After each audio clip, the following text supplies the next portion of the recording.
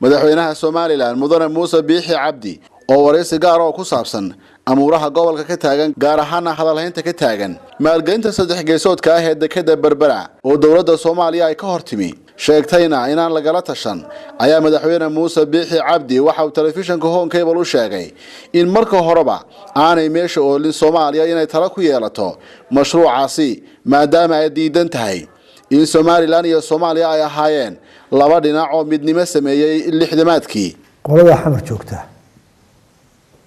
waxay diideen in Soomaaliya oo qoladii Talyaaniga go'aysan jiray iyo Somaliland ay ahaayeen laba dawladood oo si ikhtiyaari ah oo xor ah wax isku darsaday 1960 horta eraygaas diideen oo dafay su'aash marka waxa weeye muxuu ku qabsadeen Somaliland oo way ka adkaadeen oo waa meel ay ku qabsadeen bal sida ay ku diideen in la soo hal laba dawladood la isu yimid garan maayo waxaan ku weydiiyay Berbera nimanka la anaga xukuna ma iman karaan talaa ka taliyaan iska daayay ma iman karaan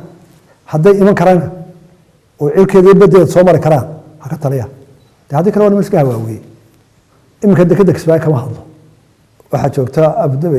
iyo qolada Carabta joogta Kismaayo boosaaso jooga kama hadlo fargaliyada waayo waxaan laba dawladood jaaro oo is ixtiraamaan ama artaasan qabo wixii naga dhaxeeyna walaaltinimada madaxweyne Muuse Biixi Cabdi waxa sidoo kale uu ku adkaystay in Somaliland ay hirgelinayso heshiiskaasi ay gashay waa heshiiska wala galaya waa soconaya si ay habaan ku dhamaanaya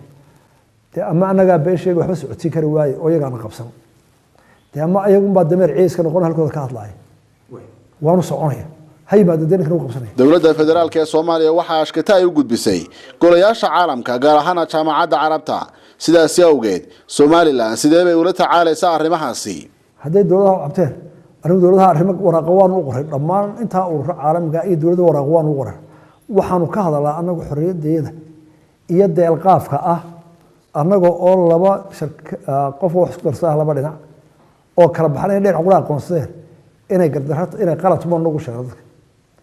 laba dawladood waana sunnad waan kala baxay ugu dambeyn madaxweyne Muuse Biixi Cabdi waxa uu telefishinka Home Cable weydiiyay sababta xilligan Somaliland ay u go'aansatay dib inay u dhigto wada hadalkii qorshaysnaa in Djibouti ay ku kulmaan madaxweynayaasha Somaliland iyo Soomaaliya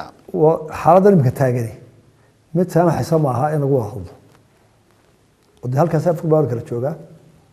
laakiin wada hadalka mar walba bini'aadku hadal buu ku dhamaadaa wixiis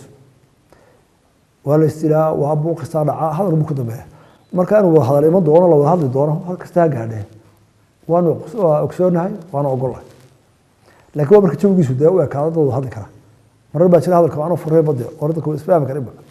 marka maanta tashanka iyagu waa ma jirtay waa jiraa maxaan ku hadalaa marka in arkaan inuu jiro oo laba dawladood istaga noqono oo kumiya kuma wada hadlaya la isnaada istaadka lagu hadlaa muxuu yaa wada hadlayay imika ma gobol Soomaaliya kamid ah la hadlay dawladdiisi ma laba dawladood isqabtay wada hadlay taawiya keeshii taano gobol lagu tagi mayno wala dawladooda baraysan mannahin war laba dawladood heshiyo kala tagay ma wada hadlaayo ma wada noolaana waan u soconaa wixii taa ka hooseeyay isku daalin